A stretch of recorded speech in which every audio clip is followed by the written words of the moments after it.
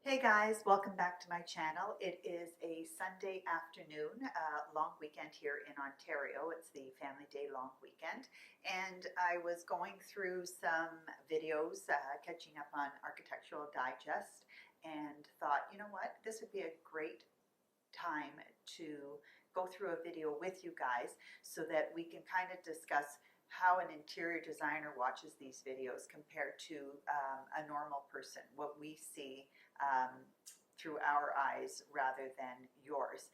A couple of weeks ago, if you saw our video when I was in New York City, I took you to Rowan and Williams, the Guild, and we walked around the store upstairs as well as the private dining downstairs. And I thought there was a bunch of ideas there that would be great for you to use in your homes. So they are actually the designers who did Gwyneth Paltrow's new Montecito estate, and it's absolutely spectacular. So let's dive in and watch it together.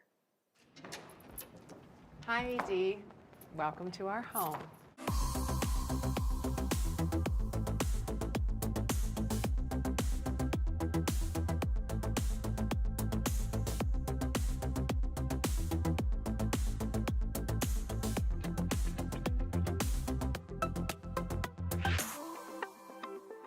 So this is the entryway here. We built this from the ground up, so it's the first time I've ever done anything like that. It was quite an undertaking. I think having spent so much time as an expat in Europe and really falling in love with Georgian proportions and those kind of details, I really wanted the entryway to feel like its own special room. And so with the architects, we conceived of having a fireplace, which is something you see a lot in Europe, and an entryway, and just gives this really nice feeling of warmth and welcome as you come in. So I love that she brought in the fact that she was influenced by her time living in London. And let me know in the comments below. I'm actually thinking of going back to some of her previous houses and showing how her design style has evolved, because this is really important to know. A lot of people think that they should buy their furniture, buy their accessories, and then never get rid of it. So not true. Just like your taste for clothing, as well as foods for that matter, evolve, so should your home. The beautiful thing about traveling is that you're absorbing and taking in influences from other cultures, other times in history. I remember when I was in design school, at the time I didn't understand why we had to look back at what was being done 200 or 300 years ago.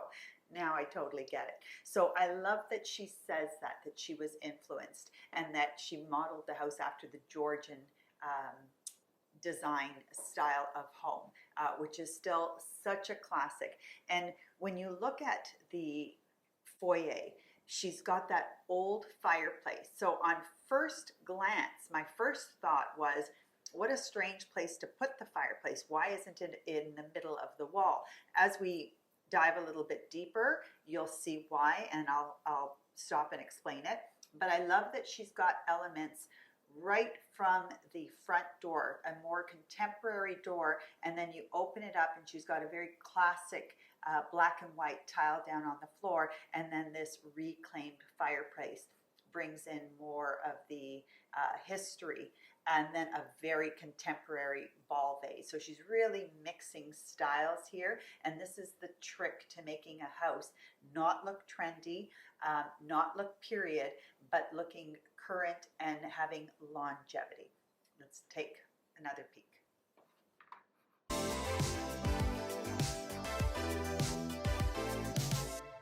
We're going to talk trends for 2022. In the foyer, you saw the use of black and white tile on the floor. In the powder room, artisan. That's one of the big buzzwords for 2022 is artisan, anything handmade that you're bringing in, and then mixing metals she talks about. Let's continue.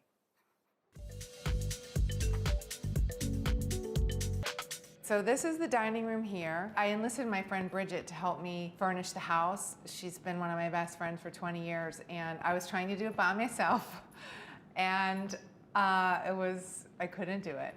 But some of the things I had ordered before we started, like this beautiful table. A couple of things here. Again, I love that she says she tried to do it on her own. Building a house, interior design is a very very multi-stepped, complicated process.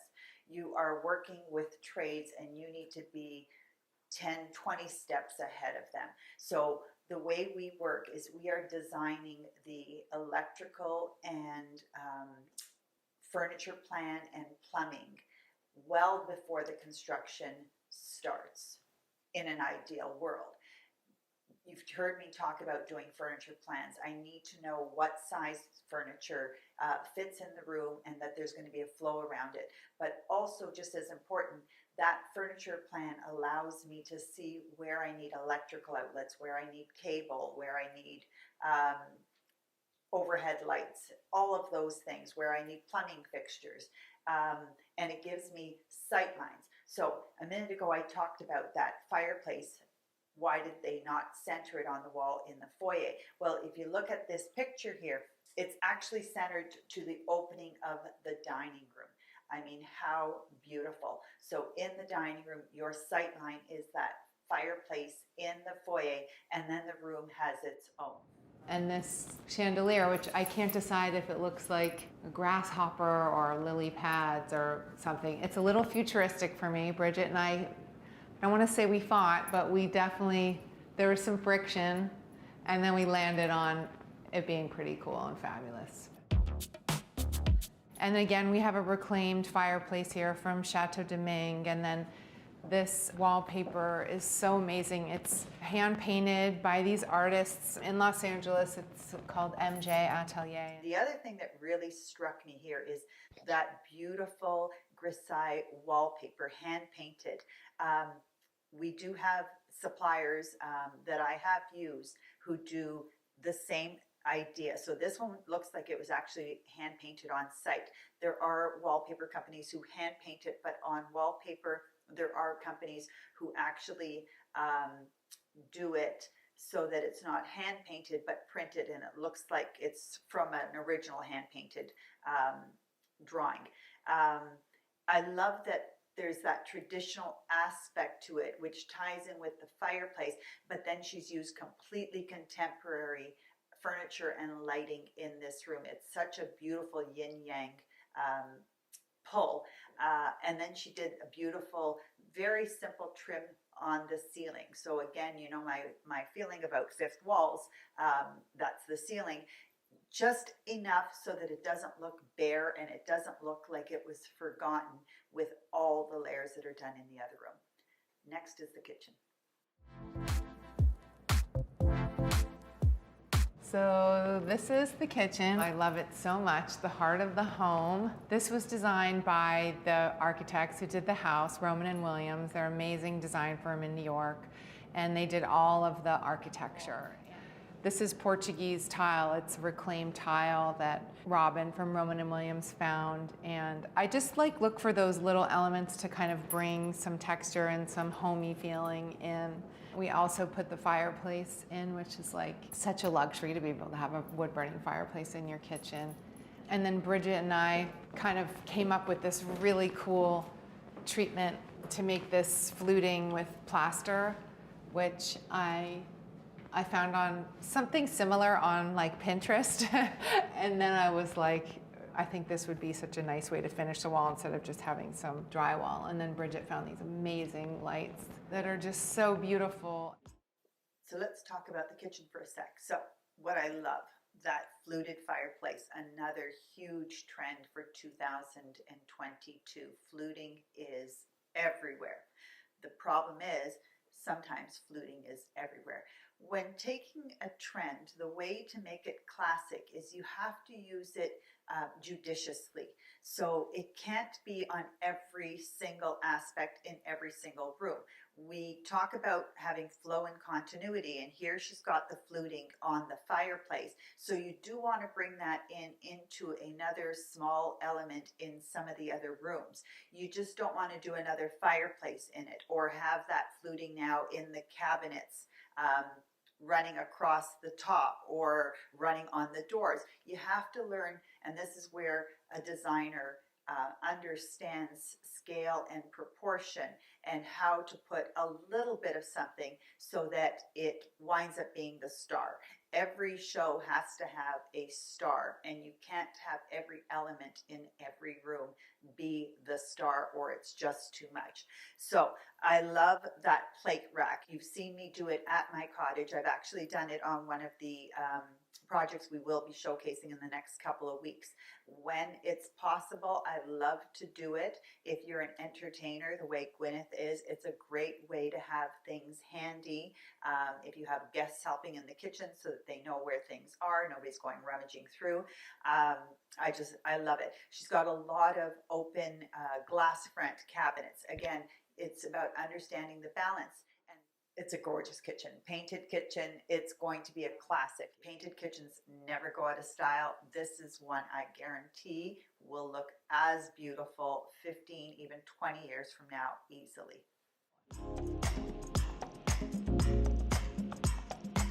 This is something that I learned from the woman that I bought my house from in Los Angeles, Windsor Smith, another designer. I loved how in different rooms she completely changes floors, and I think it's such a nice way to offer a distinct personality to a room, and so I'm not afraid of changing floors, as you'll see as we go through.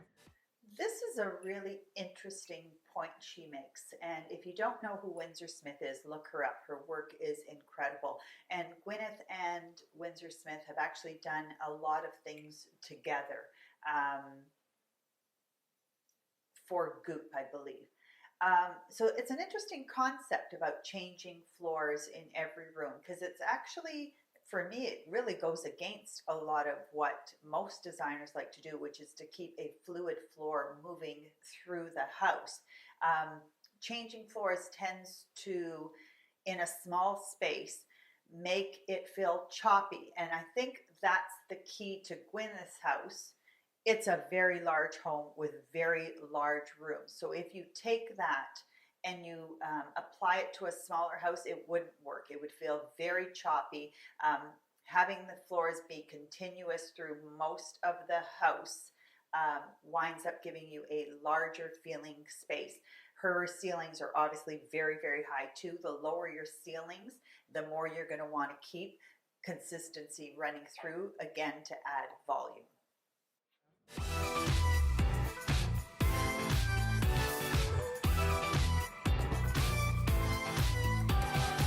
So this is the living room. It's kind of bonkers in the best way. This bar is, I found this, I found the inspiration on the internet. This beautiful kind of jade bar somewhere. It was very modern, and so I asked Stephen and Robin if there was a way that we could kind of take the idea but make it different and unique, and also slightly more traditional to fit in with those more traditional elements of the house. And so they drew this beautiful thing, and then Bridget and I went to the stone yard, and we were kind of like wandering around. We didn't know what material we were going to choose, and we were looking at some quartzes and some different marbles, and then we both came from different directions and like saw this and fell in love with it at the same time. I'm going to stop her here. That bar for me is spectacular. You know how I like to have my little coffee stations in the kitchen. I like to have dedicated areas in order to entertain. I love everything about this little bar area.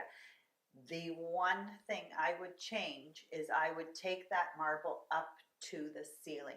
I'm kind of feeling it's such a beautiful marble. The whole concept of it is done so well, but I'm kind of feeling as if it was plucked out of a set and brought over, that it's not married to the house by not going to the ceiling. So I would say, I mean, it's one of my favorite elements in her house. It's the only thing that I would change here. This couch, I don't remember where I first saw this couch, but I knew that I wanted it for this house when I saw it. I ordered it, and then I was like, Bridget, help me. And then she kind of modified the size a little bit. I just love that it's already in a U shape so that people feel like they can pile in. There's something almost like 70s about that, which I love.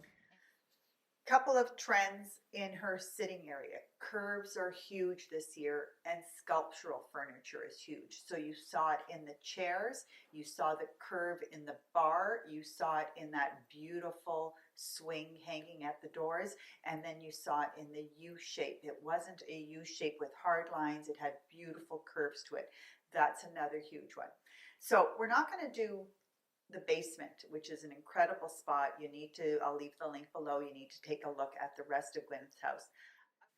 So I want to take a quick look at Architectural Digest's tour of Hilary Duff's home. So you can see it's such a difference from Gwyneth Paltrow's house. And one of the things that struck me when I was watching the video is that apparently Hilary Duff has done her home 3 times. And I can see why.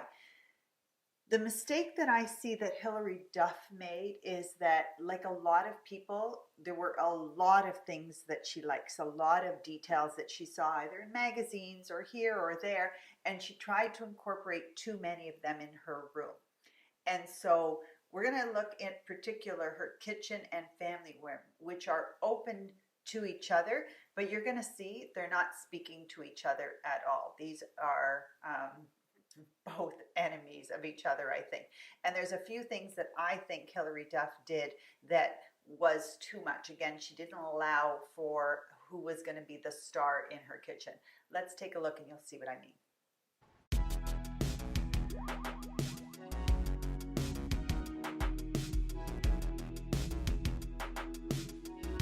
And here is where we spend most of our time. This is definitely the heart of the home. It's right near the kitchen. I do a lot of cooking. I love this TV. It's called The Frame. It's a Samsung, and it looks like a photograph. So you don't even know that it's actually a TV until you turn it on. You can get different colored frames to go around. I chose black because there's quite a bit of black in this room. And you can change out the picture to be like your family photos or whatever you want. If you're into photography, you can like put your own stuff up. This one's called The Open Sky, but there's literally like over 1,000 paintings or photographs to choose from, which is really cool because everyone has a different style. So if we start here with the TV, I love the idea of the frame TV. I just think she would have been better served if she had done a gallery wall on top of that credenza, and that way it would have really disguised the fact that it was a TV, because it would have looked like it was art mixed in. I also think that those brass shelves don't really bring anything to the table, and these shelves just really seem like she found them somewhere and plopped them onto this credenza and don't really work with anything, and they're definitely doing a disservice to that frame TV. Fireplace that was here was very, very ugly, and I was like, I just want to be able to like have garland and like bay leaves and Christmas. Kind of has like a mid-century modern vibe to it, and I love the exposed firewood and hanging out. We hang out there a lot. When this living room is full of people, it's a good spot to like perch. This is my kitchen.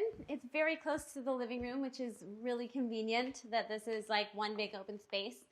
And my favorite part about my kitchen are my crazy tiles. This was one of the first things that I found that I felt like, oh my God, I have to have those when I was out shopping for materials when the kitchen was being remodeled. It was a very bold choice and it seemed really loud, but now it's like my favorite part of the house and I love talking about it, and everyone's like, oh my God, I never would have thought to do that. So it really worked out.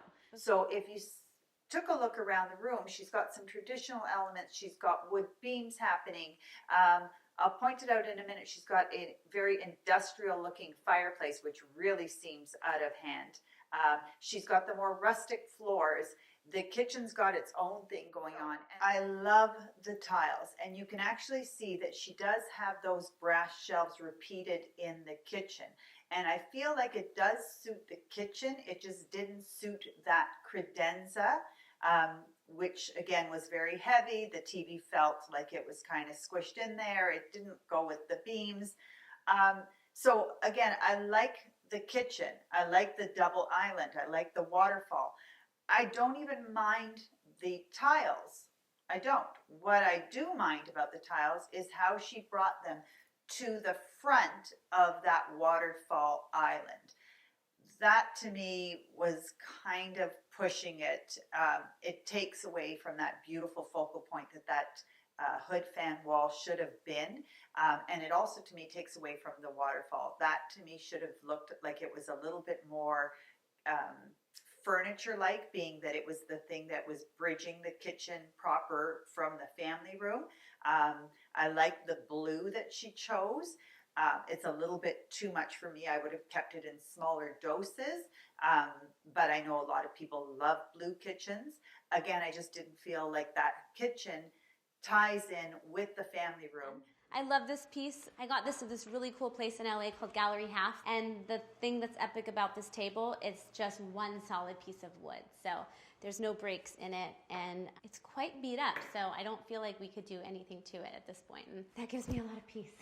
And this piece is Lindsay Edelman, and I love it. Kind of reminds me of like some modern space thing.